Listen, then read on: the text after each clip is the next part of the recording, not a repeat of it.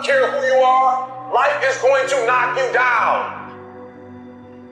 Listen to me, many of you right now, life's got you up against the rope, and you got to do me a favor. Like, you can't give up. You can't give in. Pain is temporary. Pain is your friend. Pain is going to take you to the next level. When you going through pain, I know what you're feeling. I know exactly, because I've been there. I've done that. But you got to work through it.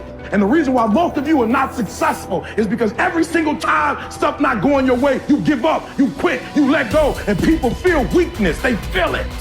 You can feel when somebody's not committed, when they're not all in, when they're not dedicated. And there's another level you get to when you go all in.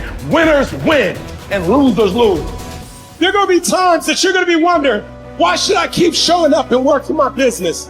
Why should I keep at it?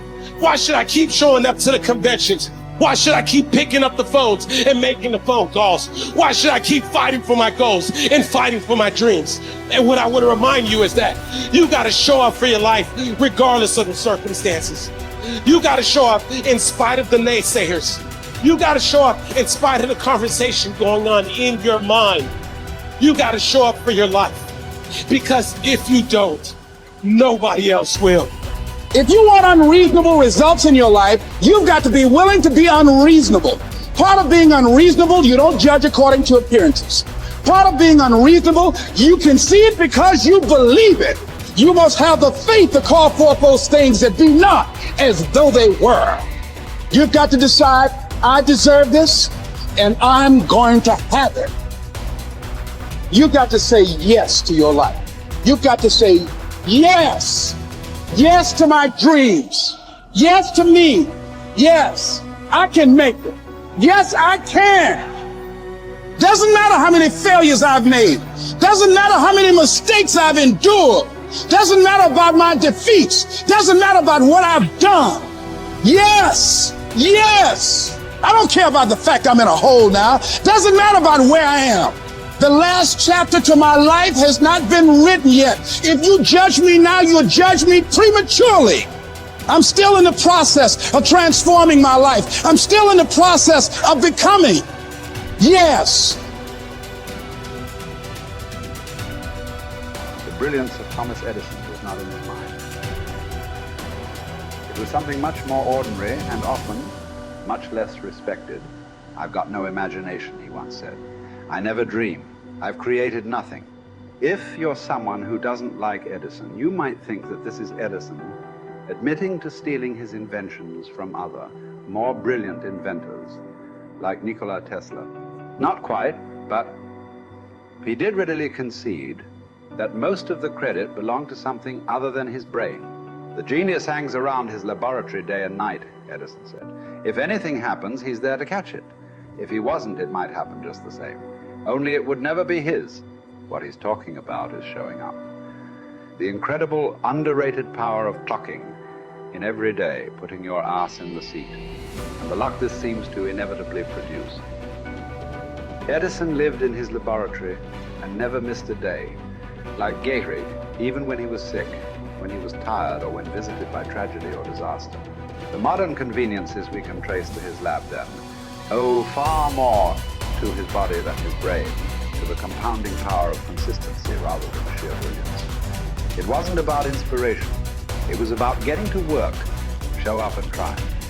Get on the treadmill, pick up the violin, script out some sequence, reach out to some clients, read some reports, lift a couple weights, jog 1 mile, cross one thing off the to-do list, chase down a lead.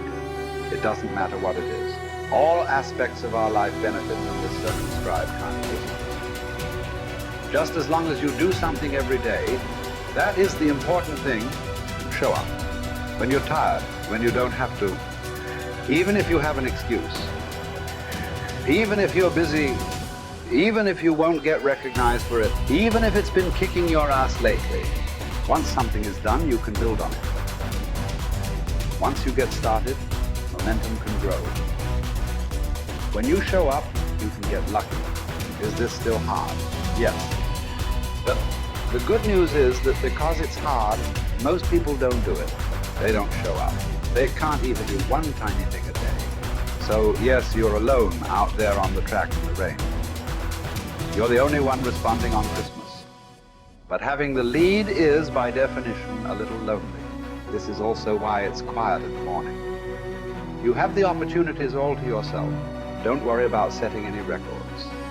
Just report for duty. No excuses. And here's the irony. This is also a way to break records. Consistency is a superpower. Day to day, willpower is incredibly rare. Lowell Gettrig was a solid position player and a good hitter. But his success really was rooted in the fact that he didn't miss many days of work. It's quite likely that had he continued at his normal pace and not been stricken with R's, that he would have put up career numbers that surpassed Babe Ruth. Gettrig wasn't just able to show up despite injuries and fatigue. He also had to push through ennui, doubt, and just plain not feeling it. He had slumps like we all do, but he also understood what they meant. As a minor leaguer, he had struggled at the plate and thought about quitting. The Yankees' owner sent down a scout to walk Gehrig through the very basic math of a batting average. A good hitter hits 300, and hitting 350 is terrific. Hitting 400 is almost unheard of. What does that translate to? Missing on 6 tries out of 10. A hitter can also go days, weeks without touching the ball. That's what the scout told him. The most important thing a young ball player can learn is that he can't be good every day. You don't have to always be amazing. You do always have to show up. What matters is sticking around for the next at-bat. The ability to do that, coupled with the ability to endure what John Steinbeck called dawdly days while writing Easter Eve.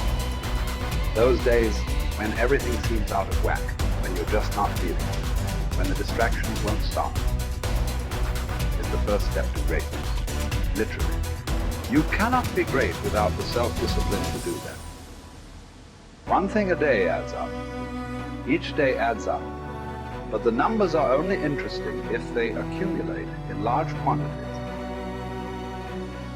You guys that are just getting started, you're not going to start right here. You're going to start down there, probably in another city, another town. I grew up in Lake Charles, Louisiana, no money, raised by a single mother. I was in debt at 25 years old. First thing that I had to do in my life was not learn a new skill. First thing I had to do to get my life moving in the right direction was self-development. It is vital. It was vital for me that I improved myself and I could start depending upon me. I had to show up every day with some rituals, some disciplines, and start getting myself to trust me, not trust others, but trust myself to do the right thing every day. One of the things that I started doing was beating the sun up every morning. I'm going to beat that sun up every morning so that I have the discipline and the control over my life. So I knew, hey, before that thing pops, I'm going to pop. I'm going to get out of bed, depend on myself, get up at the same time every day. And for me, that time, regardless of where I was beat that sun up. No matter where I am, I'm going to beat that thing up. So it gives me a sense of control over my own life. Second thing, I had to start cleaning up my life and my friends and my environment. When I was younger, between 15 and 25, I was doing crazy stuff in my life. Wasting my weekends. I have the saying, weekends are for the weak.